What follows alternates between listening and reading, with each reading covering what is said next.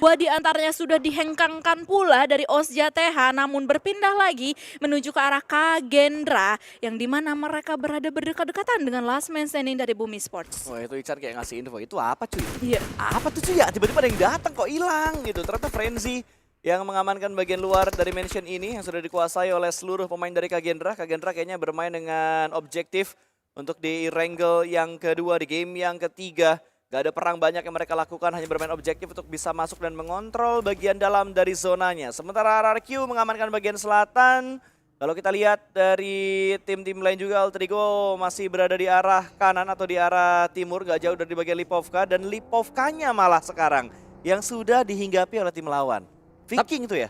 Kalau di match sebelumnya gue sempat memuji Selkom Digi Lion, mereka mengambil checkpoint yang penting sekali yaitu rumah Roti. Kali ini kembali rumah Jumping Mansion diambil oleh Selkom Digi Lion dan itu nampaknya akan menjadi satu tempat perebutan oleh beberapa tim karena dibandingkan Mansion memang rumah Jumping lebih menjanjikan untuk diambil. Seringkali zonanya tidak berakhir di area perkotaan Mansion, justru menuju ke area ladang-ladang yang bisa ditembak dari area rumah Jumping yang sekarang memang sudah diisi oleh Selkom Digi Lion. Ini adalah ciri khas Selkom Digi Lion mengambil tempat-tempat yang bisa timingnya tepat juga untuk ke sana sebelum tim-tim lain datang. Iya, tapi kayaknya ada tim lain nih yang udah mulai mengincar rumah Jumping tersebut. Ada Arena yang mendekat menuju ke arah tempat dari tim Selkom Digi Lions. Entah akan perang atau enggak.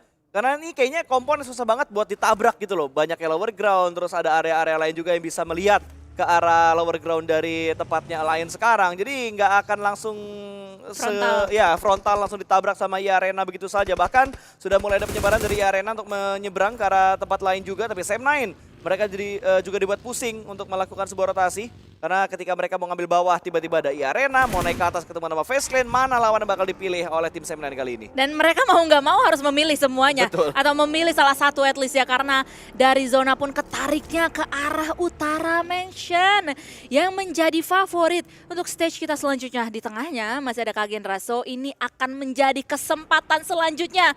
Semesta tuh udah mendukung menuju ke arah Kagendra. Jadi bagaimana caranya mereka untuk memanfaatkan semua advantage yang ada untuk mendapatkan eliminasi point at least dari tim-tim yang akan masuk menuju ke arah sekitaran mansion tersebut. Namun kali ini mereka akan berhadapan dengan tim The Xavier menjadi kontender pertama mereka, tapi Lele Boy didor oleh seorang Levi's dan bahkan gak bisa untuk di-revive karena emang itu udah mission impossible dijadikan eliminasi point kedua untuk The Xavier. Gue agak bingung ya, koordinasinya Kagendra ini kayaknya masih belum terlalu sempurna gitu. Ngelihat Lele Boy ditabrak sama DX, backupnya lambat, gak ada follow up granat, gak ada follow up smoke juga, bahkan gak ada yang ngedeket. Itu yang ngebuat akhirnya Lele Boy dengan sangat mudah diamankan oleh tim The Xavier. Tapi Sam9 mereka memilih jalur atas untuk menghadapi pemain-pemain dari tim FaZe Clan. Ada trade talk yang terjadi kali ini, tapi kayaknya gak akan ada follow up lanjutan dari tim Sam9.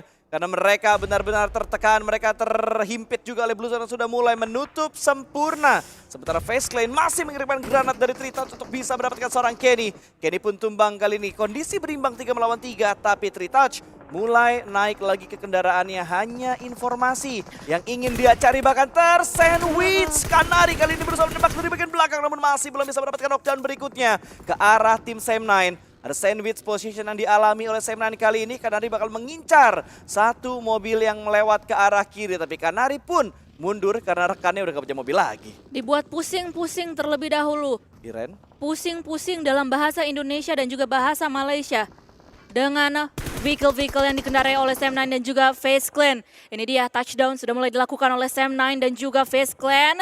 Dua pemain dari FaZe Clan masih low HP, masih belum bisa untuk melakukan healing terlebih dahulu. Sementara waktu maksud gua, Sam9 udah mulai memperlihatkan agresif mereka menuju ke arah depan sana. Beberapa granat dilontarkan menuju ke arah FaZe Clan. Namun Tritouch is here. Tritouch melindas salah satu pemain dari Sam9 yang bernama Dep tersebut. Dan kali ini posisinya 2 versus 2 karena Sam9 berhasil untuk mendapatkan salah satu pemain dari FaZe Clan. Face to face antara Viren dan juga salah satu pemain dari FaZe Clan yang berhasil untuk dimenangkan oleh seorang Tritouch. Dan FaZe Clan berhasil untuk menghentaskan keseluruhan pemain dari Sam9. Mereka harus keluar menjadi tim yang kedua. MVP-nya Tritouch sih menurut gue dari FaZe Clan. Dengan distraction dia tadi dengan Carmen yang dia lakukan, langsung melipir wing dan bisa mendapatkan satu knockdown dengan Lindas Gaming yang baru baru saja dia lakukan tadi, tapi langsung dihajar habis karena tiba-tiba ada Stranger yang memberikan tekanan juga bertukar tim Face Clan. Satu knockdown dari tim Face Clan, tapi masih belum tersorot oleh drone shoot kita. Yang sedang kita sorot sekarang adalah Viking dan juga E-Arena. Adu granat sedang dilakukan, tapi kali ini Tiger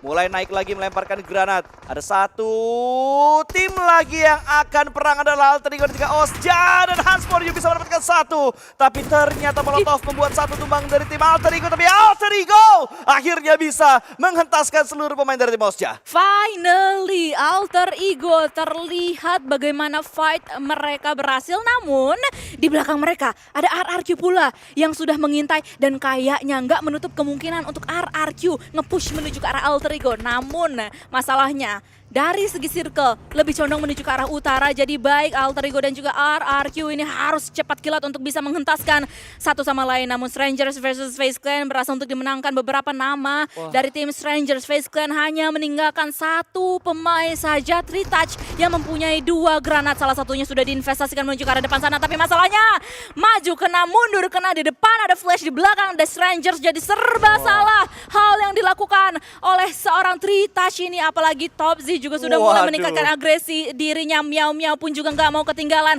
Granat selanjutnya dilontarkan oleh seorang pemain dari tim Flash yang bernama Bozy menuju ke arah Tritouch yang nangkring aja, hang in there. Half HP bar berhasil untuk healing terlebih dahulu, namun mau sampai kapan? Mau bertahan selama apa? Tapi dia tiba-tiba saja menembakkan peluru-peluru panasnya. DPS-nya kena, berhasil untuk mendapatkan satu pemain dari Flash. Apakah bisa untuk DN? Salah satu pemain tersebut berhasil untuk DN. Dan kali ini Zeus versus satu pemain terakhir dari Face Clan. Tritouch nggak berhasil untuk menghentaskan 3 pemain yang lainnya. Waduh, Topsy sih apes banget ya. Dikira udah clear, dia naik bagi, dia turun, ternyata masih ada Tritouch gitu loh. Dan apesnya Tritouch juga dihajar sama 2 tim Orange. Ya. Ada Stranger, ada tim Flash juga yang ngedeket, dan itulah akhir perjalanan dari tim Face Clan. Dan 9 tim tersisa kali ini, di mana tadi RRQ juga berhasil menghentaskan seluruh pemain dari tim Alter Ego. Ketika Alter Ego baru aja memenangkan perang, tiba-tiba mereka ditabrak oleh tim RRQ. Kayaknya makin kesini makin banyak tim yang udah lebih tepat waktunya bisa mengatur ritme untuk menjadi third party. Kayaknya sih seperti itu ya. Cuman dari RRQ kita lihat terlebih dahulu karena Hazel masih fokus menuju ke arah tim Todak. Genfos kayaknya udah harus diikhlaskan aja ya, karena emang udah ditinggalin sama 3 pemain yang lainnya dari tim RRQ ini, dibiarkan bleeding out dan bahkan dijadikan elimination point atau langsung bisa untuk tereliminasi. Dan kali ini kayaknya urusan antara RRQ versus Todak di sebelah kiri mereka, namun di sebelah kanan mereka sebenarnya ada satu compound yang berisikan tim Homeboys. Vikings pun juga sepertinya melihat menuju ke arah tim RRQ, jadi ini akan menjadi PR yang begitu berat untuk tim RRQ. Mereka mengutus seorang Nerpeko membuka jalan bagi pemain-pemain RRQ. Namun sekali lagi 2 pemain aktif saja yang tersisa. Lapar dan juga Nerpeko berhasil untuk memancing pemain-pemain dari Todak. Tapi Nerpeko tumbang, tinggal sisa Lapar yang tiba-tiba saja sudah mulai touchdown di depan muka dari pemain-pemain Todak ini. Dia mau menghabisi seluruhnya face to face, close combat, 1v1 yang akhirnya dimenangkan oleh seorang Lynx. Para raja kita harus tunduk di hadapan Todak. Covering yang tidak sempurna tadi datang dari seorang Lapar, membackup dari bagian belakang, tapi ternyata nggak on point untuk bisa mendapatkan pemain-pemain dari tim Todak. Kenapa, Sans? Ini adalah satu hal yang sering dialami oleh RRQ season kali ini, yaitu backup yang cenderung terlalu jauh dan juga seperti tidak terkoneksi antar pemain-pemainnya. Fightnya begitu luar biasa. Di awal memang baik Nerpeko untuk melakukan knockdown, Lapar melakukan knockdown dari belakang. Tapi sayangnya memang mereka tinggal berdua. Dengan tinggal berdua, berani sekali mereka untuk memiliki jarak sejauh itu. Dan saat satu tumbang ya berarti game over untuk pemain yang tumbang tersebut. Akan sangat sulit untuk di backup. Dan itu yang menjadi masalah RRQ kembali terulang kembali di match kali ini. Nah gimana? Itu kayaknya emang gara-gara posisinya aja sih, nggak bisa nge-backup banget. Beda kayak waktu Zeta nge-backup Potato waktu di Pochinki. Itu kan emang bener-bener dari bagian atap rumah, itu angle-nya free banget untuk bisa ngedapetin pemain-pemain dari tim lawan di arah gerejanya. Tapi tadi ada sedikit off angle sehingga tidak bisa mendapatkan last man standing dari Todak, tapi the show must go on. Kita masih ada Kagendra perwakilan dari Indonesia yang tersisa untuk di game ketiga pada hari ini. Tapi battle antara Homeboys dan juga Todak, battle Malaysia akan segera terjadi. Adu granat bakal dilakukan kali ini. Ada 1-2 granat yang bakal dilemparkan dan akhirnya bisa menghentaskan satu pemain. Aboy dibuat tumbang begitu saja dan ditinggalin Gak ada upaya untuk nge-backup sama sekali. Gak ada upaya smoke, gak ada upaya covering. Semuanya ngacir meninggalkan Aboy. Itu kayak oke cuk style Ya. guys. Tapi ya memang itulah ya Betul. split second decisions juga yang harus diambil oleh mereka semuanya karena memang mereka harus menimbang yang worth atau yang tidak worth juga.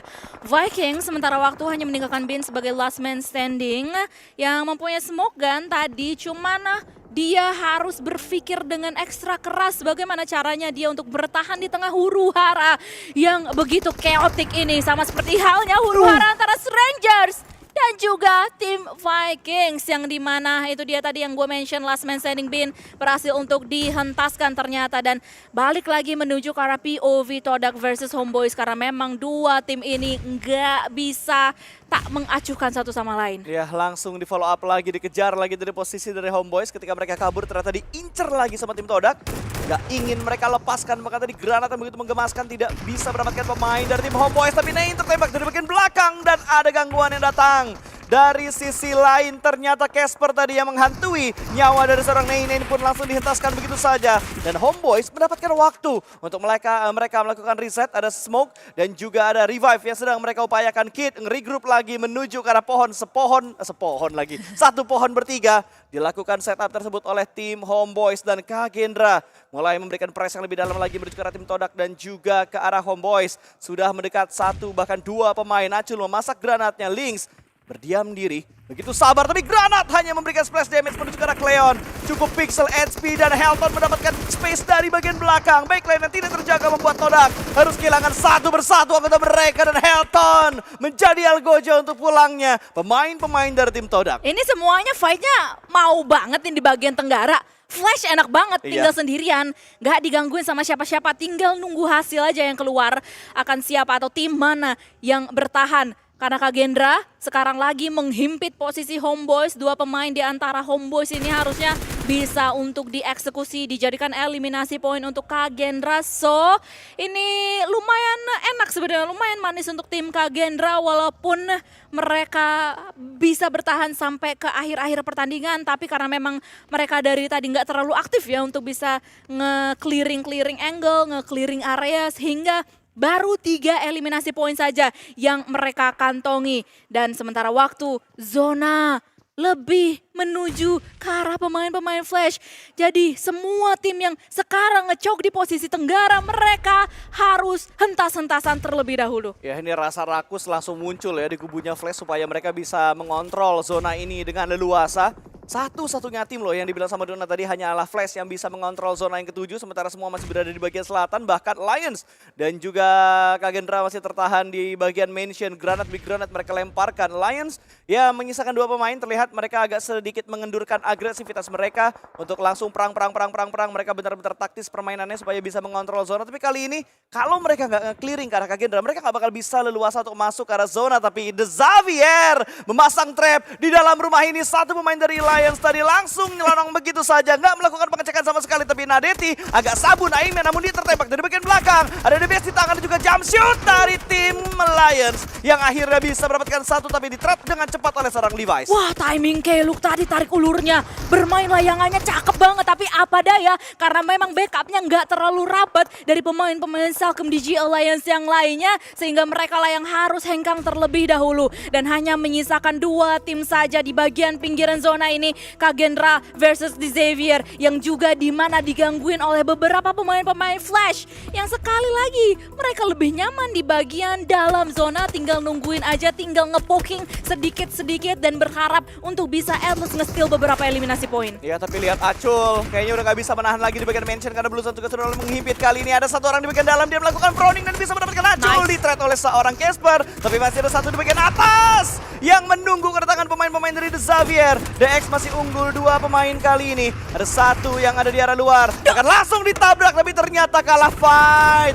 Casper, namamu Casper tapi nggak tembus juga bang. Tapi masih ada Ichan yang bertahan sejauh ini. 1 melawan 1. Bertemu dengan The Xavier, bertemu dengan Levi's. Levi's pun vaulting in masuk ke dalam rumah kali ini. Masih bisakah? Reload terlebih dahulu untuk seorang Levi's. Dia keluar lagi. Menahan sedikit DPS dari Blue Zone. Aduan DBS. Tapi ternyata Levi's yang berhasil memenangkan fight tersebut. 1 melawan 3. Dan Team Flash bisa mendapatkan winner chicken dinner. Tinggal bersih-bersih doang mereka. Iya, tinggal bersih-bersih ya itulah. Kalau misalnya mereka nggak bisa dapetin WWCD dengan situasi dan juga kondisi yang begitu chaoticnya di bagian luar dari zona sih, heran gua. Tapi ya congratulations untuk tim Flash sudah berhasil untuk mendapatkan winner chicken dinner mereka yang kedua untuk hari ini. Mereka match pertama tadi ya? Ya, match pertama mereka mendapatkan WWCD, lalu sekarang mereka mendapatkan WWCD kembali dan ini bisa menyamai perolehan WWCD yang sudah didapatkan oleh Vampire, Cellcom Digi Alliance dan juga Xavier kalau sampai Flash nantinya dapat lagi winner chicken dinner, karena sejauh ini ada 2 yang sudah mereka dapatkan dan kemarin kan setiap harinya ada satu tim yang dapetin 3 WWCD. Nah ini trennya nampaknya masih akan